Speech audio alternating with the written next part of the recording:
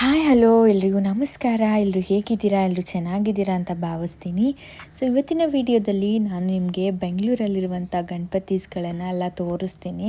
So ಇವಾಗ ಏನು ನೋಡ್ತಾ ಇದ್ದೀರಲ್ವ, ಸೊ ಇದು ಬಂದುಬಿಟ್ಟು ನಮ್ಮ ಒಂದು ಕಮ್ಯುನಿಟಿಯಲ್ಲಿ ಕೂರಿಸಿರುವಂಥ ಗಣಪತಿ ಅಂತ ಹೇಳ್ಬೋದು.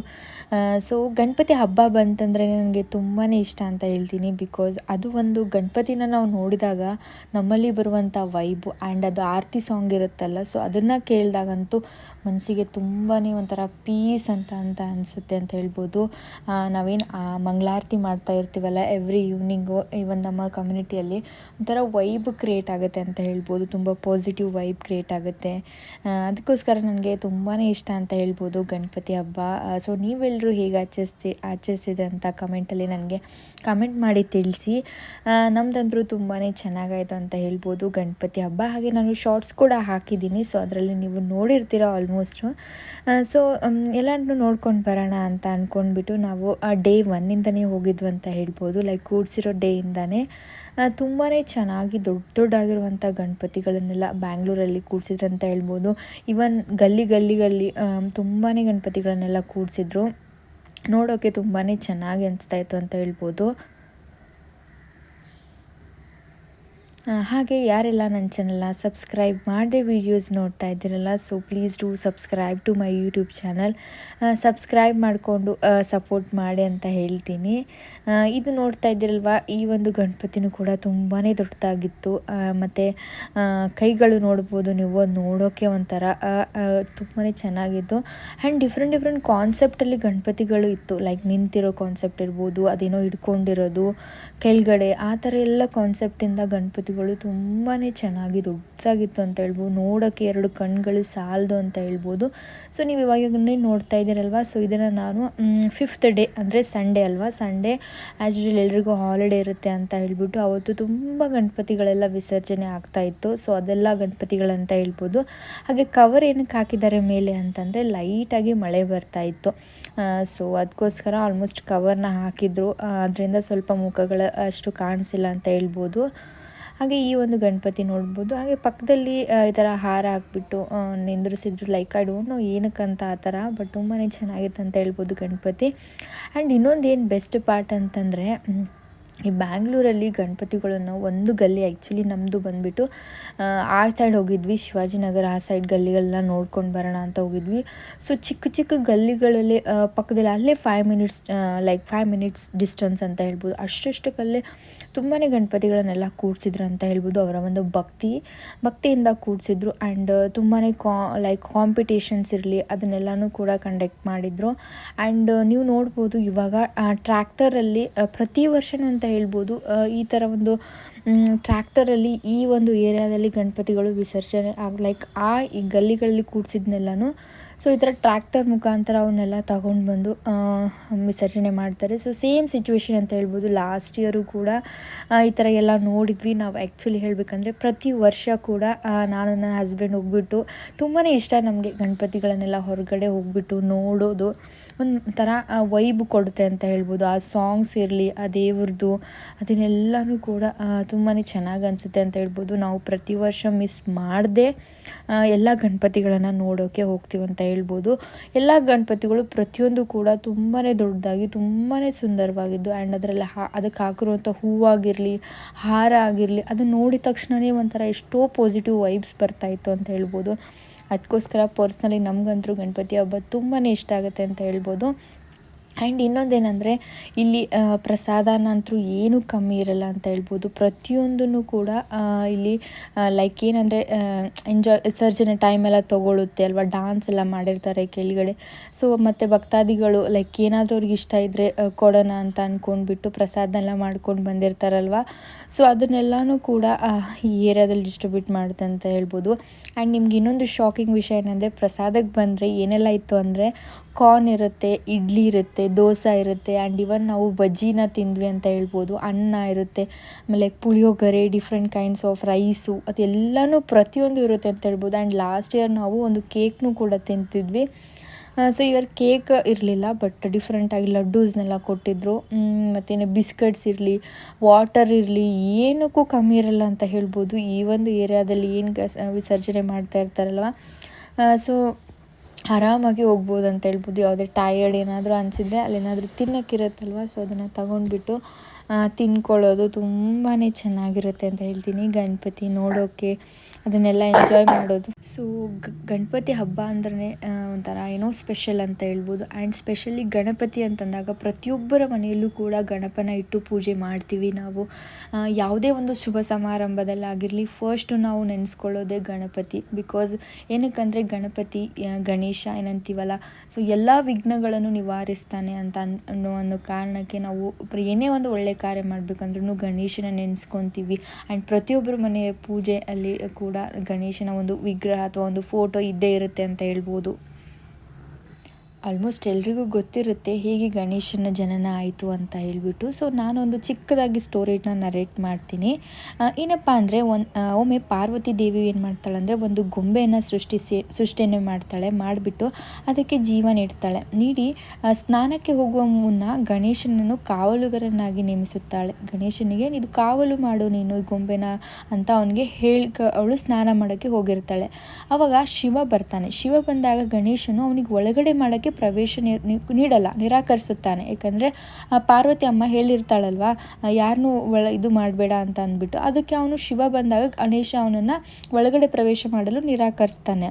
ಆವಾಗ ಕೋಪಗೊಂಡ ಶಿವನು, ಅವನಿಗೆ ಸಿಟ್ಟು ಬರುತ್ತೆ, ಕೋಪ ಬಂದು ಗಣೇಶನ ತಲೆಯನ್ನು ಕಡಿಯುತ್ತಾನೆ ಅಂತ ಹೇಳ್ಬೋದು. ಆವಾಗ ಪಾರ್ವತಿಯ ಬೇಡಿಕೆಯಂತೆ ಆವಾಗ ಶಿವನು ಏನು ಮಾಡ್ತಾನೆ, ತನ್ನ ಬೆಂಬಲಿಗರ ಉತ್ತರ ದಿಕ್ಕಿಗೆ ತಲೆ ಹಾಕಿ ಮಲಗಿರುವ ಯಾವುದೇ ವ್ಯಕ್ತಿಯ ತಲೆಯನ್ನು ತರುವಂತೆ ಆದೇಶಿಸುತ್ತಾನೆ. ಆವಾಗ ಅವನ ತಲೆನ ಕಡಿತಾನಲ್ವ, ಆವಾಗ ಗಣೇಶನ ತಲೆ. ಆವಾಗ ಪಾರ್ವತಿ ಕೇಳ್ತಾಳೆ ಶಿವಗ, ಏನು ಮಾಡಲಿ ಈಗ ನನ್ನ ಮಗನ ತಲೆ ಕಡ್ದಲ್ಲ ನೀನು ಅಂತಂದಾಗ ಅವ ಏನು ಮಾಡ್ತಾನೆ, ಅವಾಗ ತನ್ನ ವ್ಯಕ್ತಿಗಳು ಇರ್ತಾರಲ್ಲ ಅವ್ರಿಗೆ ಹೇಳ್ತಾನೆ, ಯಾವುದೇ ವ್ಯಕ್ತಿ ತಲೆಯನ್ನು ತರುವಂತೆ ಆದೇಶಿಸುತ್ತಾನೆ. ಅಂದರೆ ಉತ್ತರ ದಿಕ್ಕಿಗೆ ಯಾವ ತಲೆ ಇದೆ ಅದನ್ನು ತಗೊಂಡು ಬಾ ಅಂತ ಕಳಿಸ್ತಾನೆ. ಆವಾಗ ಆನೆಯ ತಲೆ ಸಿಗುತ್ತೆ. ಸೊ ಆನೆಯ ತಲೆಯನ್ನು ಆನೆ ತಲೆಯನ್ನು ತಗೊಂಡು ಬರ್ತಾರೆ. ಸೊ ಆನೆ ತಲೆಯನ್ನು ಏನು ಮಾಡ್ತಾರೆ, ಗಣೇಶನ ಒಂದು ಆ ದೇಹಕ್ಕೆ ಆನೆ ತಲೆನ ಜೋಡಿಸ್ತಾರೆ. ಅದಕ್ಕೋಸ್ಕರ ನೋಡ್ಬೋದು, ನಿಮ್ಗೆ ಅನಿಸುತ್ತೆ ಮಕ್ಕನೇ ಚೇಂಜ್ ಇದೆ ಅದ್ರದ್ದು ಲೈಕ್ ಅನಿಸುತ್ತೆ ಅಲ್ವಾ, ಆ ಥರ. ಸೊ ಈ ಒಂದು ಸ್ಟೋರಿ ಅಂತ ಹೇಳ್ಬೋದು. ಇದು ಒಂದು ಬ್ಯಾಂಡ್ ಹೇಗೆ ಗಣೇಶನ ಜನನ ಆಯಿತು, ಹೇಗೆ ಒಂದು ಆ ಥರ ಫೇಸ್ ಬಂತು ಅಂತ ಅಂದು ತುಂಬ ಕೆಲವೊಬ್ಬರಿಗೆ ಡೌಟ್ ಇರುತ್ತೆ. ಸೊ ನಾನು ಚಿಕ್ಕದಾಗಿ ನರೇಟ್ ಮಾಡಿದೆ ಅಂತ ಹೇಳ್ಬೋದು ಸ್ಟೋರಿ. ಹಾಗೆ ನೋಡ್ಬೋದು ಇಲ್ಲಿ ನೀವು ಡಾನ್ಸು ಕೂಡ ಎಷ್ಟು ಚೆನ್ನಾಗಿ ಪರ್ಫಾರ್ಮ್ ಮಾಡ್ತಾಯಿದ್ರು ಅಂತ ಹೇಳ್ಬೋದು. ಆ್ಯಂಡ್ ಇವನ್ ಕೇರಳಿಯನ್ಸು ಬಂದುಬಿಟ್ಟು ಇರುತ್ತಲ್ಲ ಅದನ್ನು ಕೂಡ ಚೆನ್ನಾಗಿ ನುಡಿಸ್ತಾಯಿದ್ರು. ಆ್ಯಂಡ್ ಇಲ್ಲಿ ನೋಡ್ಬೋದು ಡ್ಯಾನ್ಸನ್ನು ತುಂಬ ಚೆನ್ನಾಗಿ ಮಾಡಿ ತುಂಬ ಎಫರ್ಟ್ಸ್ನ ಹಾಕಿಬಿಟ್ಟು ಗಣೇಶನಿಗೆ ತುಂಬ ಒಂದು ರೆಸ್ಪೆಕ್ಟ್ಫುಲ್ಲಾಗಿ ಡ್ಯಾನ್ಸ್ನು ಕೂಡ ಮಾಡ್ತಾಯಿದ್ರು ಅಂತ ಹೇಳ್ಬೋದು. ಹಾಗೆ ನಿಮಗೆ ಇನ್ನೊಂದು ಏಕೆ ಗಣೇಶ ಚತುರ್ಥಿನ ಆಚರಿಸ್ತಾರೆ, ಇದರ ಒಂದು ಮಹತ್ವ ಏನು ಅನ್ನೋದನ್ನು ತಿಳಿಸ್ಕೊಡ್ತೀನಿ. ಸೊ ಇದನ್ನು ಆಚರಿಸೋದ್ರಿಂದ ಗಣೇಶನಿಗೆ ನಾವು ಅಡೆತಡೆಗಳನ್ನು ನಿವಾರಿಸುವವನು ಅಂತ ಕರಿತೀವಿ. ನಮ್ಮ ಜೀವನದಲ್ಲಿ ಯಾವುದೇ ರೀತಿಯಾದಂಥ ಅಡೆತಡೆಗಳು ಬರಲ್ಲ. ಅಂದರೆ ಆ ಒಂದು ನಂಬಿಕೆ ಜನರಿಗೆ, ಗಣೇಶನ ಕೂಡಿಸಿ ಪೂಜೆ ಮಾಡಿ ಆರಾಧಿಸಿದರೆ ನಮ್ಮ ಜೀವನದಲ್ಲಿ ಅಡೆತಡೆಗಳು ಬರಲ್ಲ, ಚೆನ್ನಾಗಿರ್ತೀವಿ ಅನ್ನೋ ಒಂದು ನಂಬಿಕೆ. ಸೊ ಅದಕ್ಕೋಸ್ಕರ ಆ ಒಂದು ರೀಸನ್ಗೋಸ್ಕರ ಗಣೇಶನನ್ನು ಎಲ್ಲ ರೀತಿಯ ಅಡೆತಡೆಗಳನ್ನು ನಿವಾರಿಸುವವನು ದೇವನೆಂಬ ನಂಬಲಾಗುತ್ತದೆ ಅಂತ ಹೇಳ್ಬೋದು. ಇದರಿಂದಾಗಿ ಏನಾಗ್ತದೆ, ಭಕ್ತರಿಗೆ ಜೀವನದಲ್ಲಿ ಎದುರಾಗಿಸುವ ಸಮಸ್ಯೆಗಳು ಜಯಿಸಲು ಸಹಾಯ ಮಾಡುತ್ತಾನೆ ಅಂತ ಹೇಳ್ಬೋದು. ಒಂದು ನಂಬಿಕೆಯಿಂದ ಗಣೇಶನನ್ನು ಪ್ರತಿ ಮನೆಯಲ್ಲೂ ಕೂಡಿಸ್ಬಿಟ್ಟು ಆರಾಧಿಸ್ತಾರೆ ಅಂತ ಹೇಳ್ಬೋದು. ಇನ್ನೊಂದು ಬುದ್ಧಿವಂತಿಕೆ ಮತ್ತು ಜ್ಞಾನ. ಸೊ ಗಣೇಶ ಚತುರ್ಥಿಯನ್ನು ಭಕ್ತರಲ್ಲಿ ನಾವೊಂದು ಬುದ್ಧಿವಂತಿಕೆ ಅನ್ನೋದು ಬರುತ್ತೆ, ಒಂದು ಒಳ್ಳೆ ಜ್ಞಾನ ಬರುತ್ತೆ ಮತ್ತು ಸೃಜನಶೀಲತೆ ಹೆಚ್ಚಾಗುತ್ತದೆ ಅಂಥೇಳಿನೂ ಕೂಡ ಈ ಒಂದು ಹಬ್ಬನ ನಾವು ಆಚರಣೆ ಮಾಡ್ತೀವಿ. ನೆಕ್ಸ್ಟ್ ಏನಂದರೆ ಸಮೃದ್ಧಿ ಮತ್ತು ಅದೃಷ್ಟ ಅಂತ ಹೇಳ್ಬೋದು. ನಾವು ಗಣೇಶನನ್ನು ಸಮೃದ್ಧಿ ಮತ್ತು ಅದೃಷ್ಟಕ್ಕೆ ಹೋಲಿಸ್ತೀವಿ. ಸಮೃದ್ಧಿ ಮತ್ತು ಅದೃಷ್ಟವನ್ನು ತರುವವನು ಅಂತಂದೂ ಕೂಡ ಪರಿಗಣಿಸಲಾಗುತ್ತದೆ ಅಂತ. ಈ ಹಬ್ಬವು ಸಮೃದ್ಧಿ ಜೀವನವನ್ನು ಏನಾಗುತ್ತದೆ ಪ್ರಾರ್ಥಿಸಲು ಒಂದು ಉತ್ತಮ ಸಮಯವಾಗಿದೆ ಅಂತ ಹೇಳ್ಬೋದು. ಸೊ ಈ ಹಬ್ಬನ ನಾವು ಸಮೃದ್ಧಿ ಜೀವನವನ್ನು ಪ್ರಾರ್ಥಿಸಲು ಒಂದು ಒಳ್ಳೆ ಹಬ್ಬ ಇದು ಅಂತಲೂ ಕರಿತೀವಿ. ಮತ್ತು ಇನ್ನು ಹೊಸ ಆರಂಭ ಅಂತ ಹೇಳ್ತೀವಿ. ಸೊ ಗಣೇಶನನ್ನು ಕೂರಿಸಿ ಹೊಸದೊಂದು ದೇವನೆಂಬ ಆರಂಭನೆ ಅಂದು ನಾವು ಆಚರಿಸಲಾಗುತ್ತದೆ ಅಂತ ಹೇಳ್ಬೋದು. ಈ ಹಬ್ಬವು ಜೀವನದಲ್ಲಿ ಹೊಸ ಪ್ರಯತ್ನಗಳನ್ನು ಪ್ರಾರಂಭಿಸಲು ಪ್ರೇರಣೆ ನೀಡುತ್ತದೆ. ಏನಾದರೂ ಜೀವನದಲ್ಲಿ ಹೊಸದನ್ನು ಸ್ಟಾರ್ಟ್ ಮಾಡಬೇಕು ಅಂತಂದಾಗ ಗಣೇಶನ ಒಂದು ಆರಾಧನೆ, ಅವನೊಂದು ಪೂಜೆ ಮಾಡಿಬಿಟ್ಟು ಭಕ್ತಿಯಿಂದ ನಾವು ಹೊಸದನ್ನು ಸ್ಟಾರ್ಟ್ ಮಾಡ್ಬೋದು ಅಂತ ಅನ್ನೋ ಒಂದು ರೀಸನ್ಗೋಸ್ಕರ ಗಣೇಶನನ್ನು ಪೂಜೆ ಮಾಡ್ತಾರೆ ಅಂತ ಹೇಳ್ಬೋದು. ತುಂಬಾ ಒಳ್ಳೆ ಮಹತ್ವ ಇದೆ ಅಂತ ಹೇಳ್ತೀನಿ.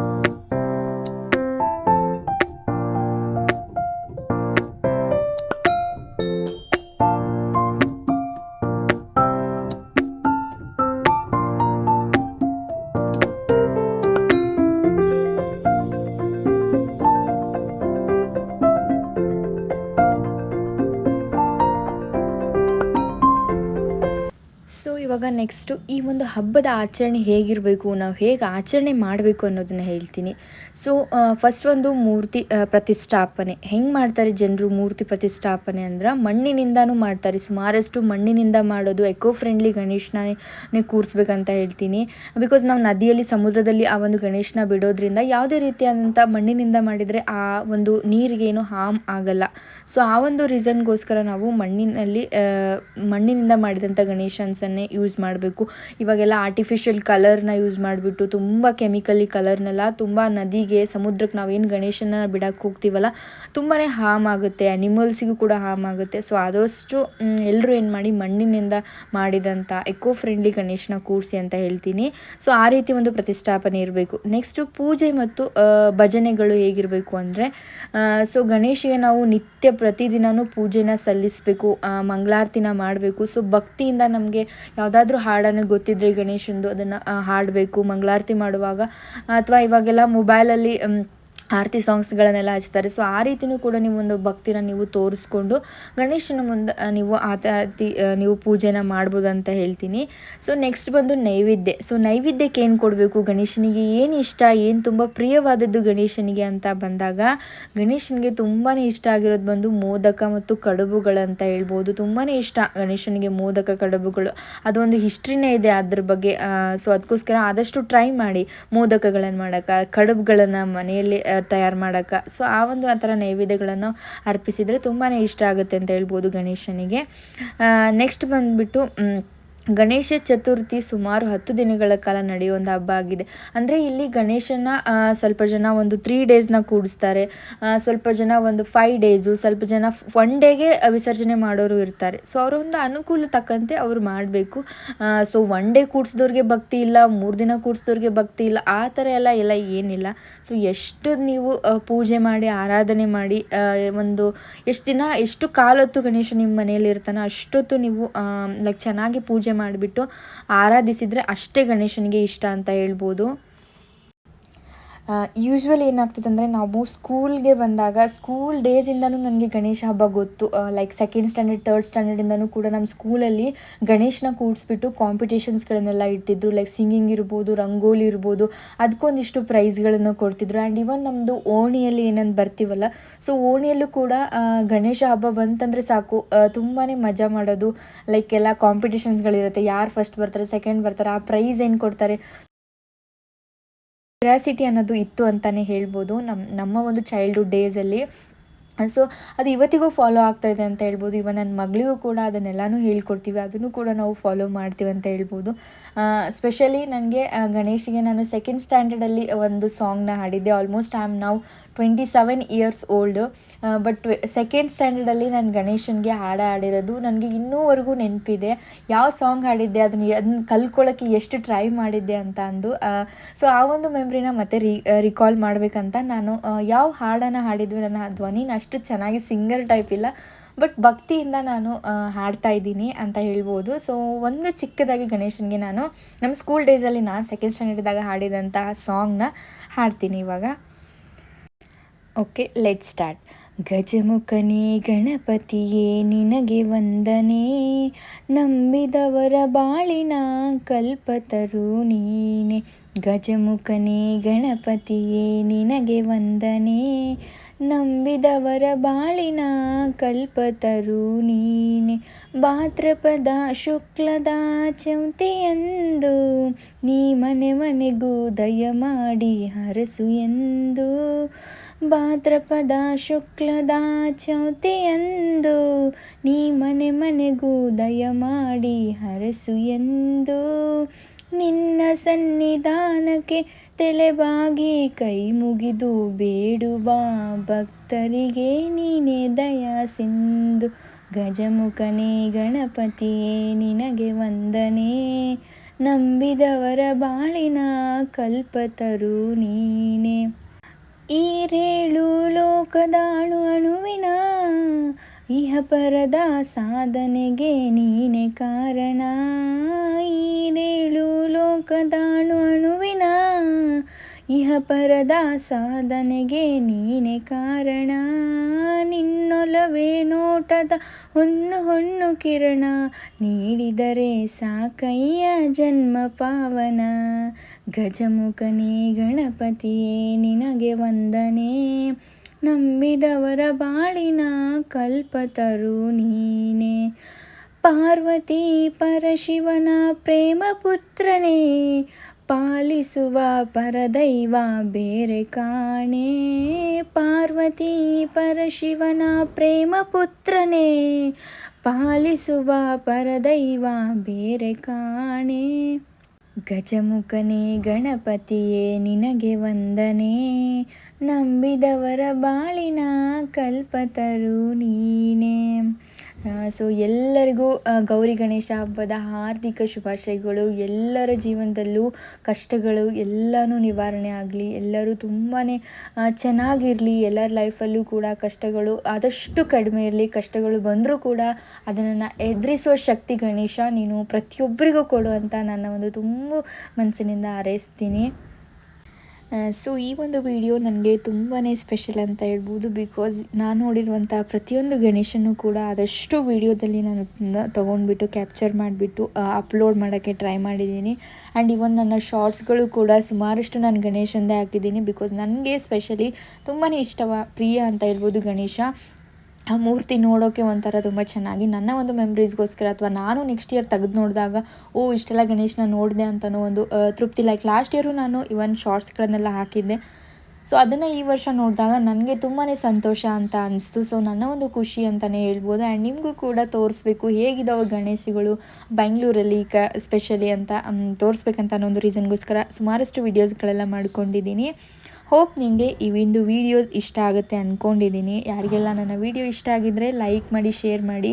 ಹಾಗೆ ಇನ್ನು ಯಾರೆಲ್ಲ ನನ್ನ ಚಾನೆಲ್ನ ಸಬ್ಸ್ಕ್ರೈಬ್ ಮಾಡದೆ ವೀಡಿಯೋಸ್ ನೋಡ್ತಾ ಇದ್ದರೆ so please do subscribe to my YouTube channel ಅಂತ ಹೇಳ್ತೀನಿ. ಹಾಗೆ ಯಾರೆಲ್ಲ ಸಬ್ಸ್ಕ್ರೈಬ್ ಮಾಡ್ಕೊಂಡಿದ್ದೀರಲ್ಲ ತುಂಬ ಒಳ್ಳೆಯದಾಗಲಿ ನಿಮಗೆ. ಥ್ಯಾಂಕ್ ಯು ಸೋ ಮಚ್ ಅಂತಲೇ ಹೇಳ್ತೀನಿ. ಹಾಗೆ ಇನ್ನೂ ಒಂದು ಸಾಂಗು ಲೈಕ್ ಮೋಸ್ಟ್ ಟ್ರೆಂಡಿಂಗ್ ಅಂತ ಹೇಳ್ಬೋದು. ಈ ಒಂದು ಸಾಂಗು ಆವಾಗ ರಿಲೀಸ್ ಆದಾಗ ಕೂಡ ತುಂಬ ಜನ ಸ್ಕೂಲಲ್ಲಿ ಡ್ಯಾನ್ಸ್ ಕಾಂಪಿಟೇಷನ್ ಅದಿದ್ದಾಗ ಈ ಒಂದು ಸಾಂಗ್ನ ಯೂಸ್ ಮಾಡ್ಕೊಂಡ್ಬಿಟ್ಟು ಡ್ಯಾನ್ಸ್ ಮಾಡಿದ್ರು ಅಂತ ಹೇಳ್ಬೋದು. ಅದರಲ್ಲಿ ನಮ್ಮ ಸ್ಕೂಲಲ್ಲೂ ಕೂಡ ಈ ಒಂದು ಸಾಂಗಿಗೆ ಲೈಕ್ ಡ್ಯಾನ್ಸ್ನ ಮಾಡಿದ್ದೆ. ಸೊ ಅದನ್ನು ಕೂಡ ಹಾಡ್ತೀನಿ. ಲೈಕ್ ಓನ್ಲಿ 1 ಪ್ಯಾರಾಗ್ರಾಫ್ ಹಾಡ್ತೀನಿ. ತುಂಬಾ ಇಷ್ಟ ಆ್ಯಂಡ್ ತುಂಬಾ ಸ್ಪೆಷಲ್ ಸಾಂಗ್ ಅಂತ ಹೇಳ್ಬೋದು ಇದು. ಸೊ ಯಾವಾಗಲೂ ನಾನು ಈ ಒಂದು ಸಾಂಗ್ನ ಹಾಡ್ತಾನೆ ಇರ್ತೀನಿ ಅಂತ ಹೇಳ್ಬೋದು. ಮೈ ಮೋಸ್ಟ್ ಫೇವ್ರೆಟ್ ಸಾಂಗ್ ಅಂತ ಹೇಳ್ಬೋದು ಗಣೇಶಂದು. ಹಾಡ್ತೀನಿ ನೋಡಿ ಇವಾಗ. ಗಣನಾಯಕಾಯ ಗಣದೈವತಾಯ ಗಣಾಧ್ಯಕ್ಷಾಯ ಧೀಮಹಿ ಗುಣಶರೀರಾಯ ಗುಣಮಂಡಿತಾಯ ಗುಣೇಶಾನಾಯ ಧೀಮಹಿ ಗುಣಾತೀರ್ಥಾಯ ಗುಣಾಧೀಶಾಯ ಗುಣಪ್ರವಿಷ್ಟಾಯ ಧೀಮಹಿ ಏಕದಂತಾಯ ವಕ್ರತುಂಡಾಯ ಗೌರೀತನಯಾಯ ಧೀಮಹಿ ಗಜೇಶಾನಾಯ ಬಾಲಚಂದ್ರಾಯ ಶ್ರೀಗಣೇಶಾಯ ಧೀಮಹಿ.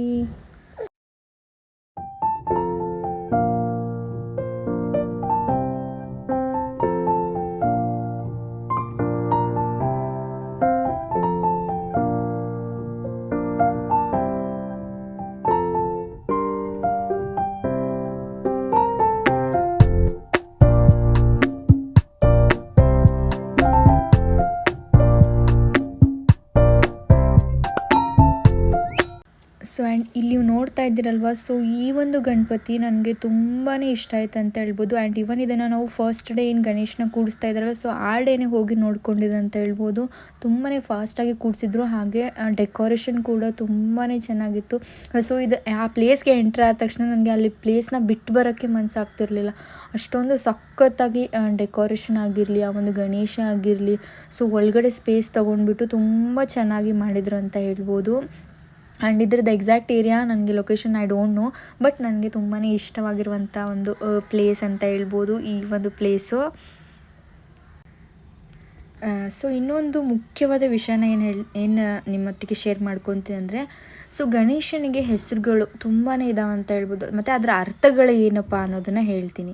ಸೊ ಫಸ್ಟ್ ನಾವು ಗಣೇಶನಿಗೆ ಗಜಾನನಂತನೂ ಕರಿತೀವಿ. ಸೊ ಅಂದರೆ ಆನೆಯ ಮುಖ, ಆನೆಗೆ ನಾವು ಗಜ ಅಂತ ಅನ್ನೋದ್ರಿಂದ, ಸೊ ಆನೆ ಮುಖವನ್ನು ಹೊಂದಿರೋದ್ರಿಂದ ಸೊ ಗಜಾನನ ಅಂತ ಕರಿತೀವಿ. ನೆಕ್ಸ್ಟು ವಿನಾಯಕ ಅಂತ ಕರಿತೀವಿ, ಅಂದರೆ ಎಲ್ಲರಿಗೂ ನಾಯಕ ಅಂತ ಅನ್ನೋ ಒಂದು ನಿಟ್ಟಿನಲ್ಲಿ ನಾವು ವಿನಾಯಕ ಅಂತೀವಿ. ನೆಕ್ಸ್ಟು ಗಣಪತಿ ಅಂತೀವಿ, ಅಂದರೆ ಗಣಗಳ ಆಧಿಪತಿ ಅಂತ ಗಣಪತಿ ಅಂತೀವಿ.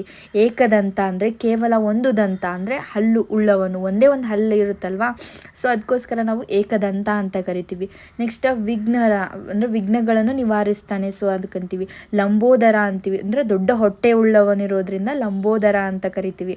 ನೆಕ್ಸ್ಟ್ ಬುದ್ಧಿಪ್ರಿಯ, ಬುದ್ಧಿ ಮತ್ತು ಜ್ಞಾನವನ್ನು ದಯಪಾಲಿಸುವವನು ಅಂತ ಹೇಳಿಬಿಟ್ಟು ಬುದ್ಧಿಪ್ರಿಯ ಅಂತ ಕರೀತಾರೆ. ನೆಕ್ಸ್ಟು ಅಕುರತ, ಅಂದರೆ ಇಲಿಯನ್ನು ತನ್ನ ವಾಹನವನ್ನಾಗಿ ಹೊಂದಿರುವವನಿಗೆ ಅಕುರತ ಅಂತ ಕರಿತೀವಿ ನಾವು. ನೆಕ್ಸ್ಟು ಸಮೂಕ ಅಂತ ಕರಿತೀವಿ, ಅಂದರೆ ಮಂಗಳಕರವಾದ ಮುಖವನ್ನು ಹೊಂದಿದವನು ಅಂತ ಹೇಳ್ಬಿಟ್ಟು ಸಮೂಕ ಅಂತ ಕರಿತೀವಿ. ನೆಕ್ಸ್ಟು ದೇವ ಅಂತೀವಿ, ಅಂದರೆ ದೇವತೆಗಳ ದೇವ ಅಂತ ಅಂದ್ಬಿಟ್ಟು ದೇವ ಅಂತಲೂ ಕರೀತಾರೆ. ನೆಕ್ಸ್ಟು ಉಮಾಪುತ್ರ ಅಂತ ಕರಿತೀವಿ, ಅಂದರೆ ಪಾರ್ವತಿಯ ದೇವಿಯ ಮಗ ಆಗಿರೋದ್ರಿಂದನೂ ಕೂಡ ನಾವು ಉಮಾಪುತ್ರ ಅಂಥೇಳಿ ಗಣಪತಿ ಕರಿತೀವಿ. ಸೊ ಇಷ್ಟೆಲ್ಲ ಗಣೇಶಿಗೆ ಹೆಸರುಗಳಿದೆ. ಸೊ ಒಂದೇ ಗಣೇಶ ಅಂತ ಒಂದೇ ಅಲ್ಲ, ಇಷ್ಟೆಲ್ಲ ಹೆಸರುಗಳಿದೆ. ಆ್ಯಂಡ್ ಇವನ್ ನಮ್ಮ ಪುಸ್ತಕದಲ್ಲೂ ಕೂಡ ಗಣೇಶನ ಅಂತ ಹಾಕ್ಬಿಟ್ಟು ಅದಕ್ಕೆ ಯಾವೆಲ್ಲ ಮತ್ತೆ ಹೆಸರುಗಳಿದೆ ಅಂತಲೂ ಕ್ವಶನ್ ಇರುತ್ತೆ ಆಲ್ಮೋಸ್ಟು. ಸೊ ಅದರ ಅರ್ಥನ ನಾನು ಚಿಕ್ಕದಾಗಿ ತಿಳಿಸ್ಕೊಡೋಕ್ಕೆ ಟ್ರೈ ಮಾಡಿದ್ದೀನಿ. ಸೊ ಹೋಪ್ ನಿಮಗೆ ಈ ವಿಡಿಯೋ ಇಷ್ಟ ಆಗುತ್ತೆ ಅಂತ ಅಂದ್ಕೊಂಡಿದ್ದೀನಿ. ಯಾರೆಲ್ಲ ವಿಡಿಯೋ ಇಷ್ಟ ಆಗಿದೆ ಲೈಕ್ ಮಾಡಿ, ಹಾಗೆ ಯಾರೆಲ್ಲ ಚಾನಲ್ನ ಸಬ್ಸ್ಕ್ರೈಬ್ ಮಾಡದೆ ವೀಡಿಯೋಸ್ ನೋಡ್ತಾ ಇದ್ದರೆ ಸಬ್ಸ್ಕ್ರೈಬ್ ಮಾಡಿಕೊಂಡು ವಿಡಿಯೋ ನೋಡಿ ಅಂತ ಹೇಳ್ತೀನಿ. ಸೊ ಇದು ಲಾಸ್ಟು 5th ಡೇಗೆ ನಾವು ಏನು ವಿಸರ್ಜನೆ ಮಾಡೋದನ್ನು ನೋಡ್ಕೊಂಬರೋಣ ಅಂತ ಅಂದ್ಕೊಂಡ್ಬಿಟ್ಟು, ಆ್ಯಕ್ಚುಲಿ ವಿಸರ್ಜನೆ ಬಂದುಬಿಟ್ಟು ಅಲ್ಸೂರು ಲೇಕ್ ಹತ್ರನೇ ತುಂಬ ಸಾಕಷ್ಟು ಗಣೇಶಗಳು ವಿಸರ್ಜನೆ ಆಗ್ತದೆ ಅಂತ ಹೇಳ್ಬೋದು. ಬೆಸ್ಟ್ ಟೈಮ್ ಅಂತ ಹೇಳ್ತೀನಿ ಗಣೇಶನ ವಿಸಿಟ್ ಮಾಡೋಕ್ಕೆ. ಆ ಒಂದು ಪ್ಲೇಸ್ನ ಅಲ್ಸೂರು ಲೇಕಲ್ಲಿ ಸುಮಾರಷ್ಟು ಗಣಪತಿಗಳು ಅಲ್ಲಿ ವಿಸರ್ಜನೆ ಆಗುತ್ತೆ ಅಂತ ಹೇಳ್ಬೋದು. ದೊಡ್ಡದಾಗಿರುವಂಥ ಗಣಪತಿಗಳೆಲ್ಲ, ಒಂದು ಚಿಕ್ಕದಾಗಿ ಪಾಂಡ್ ಇದೆ, ಸೊ ಅಲ್ಲೆಲ್ಲನೂ ವಿಸರ್ಜನೆ ಮಾಡ್ತಾಯಿದ್ರು. ಸೊ ಅಲ್ಲಿ ನೋಡೋಕ್ಕೆ ಹೋಗಿದ್ವಿ. Hope you like this video. Bye friends.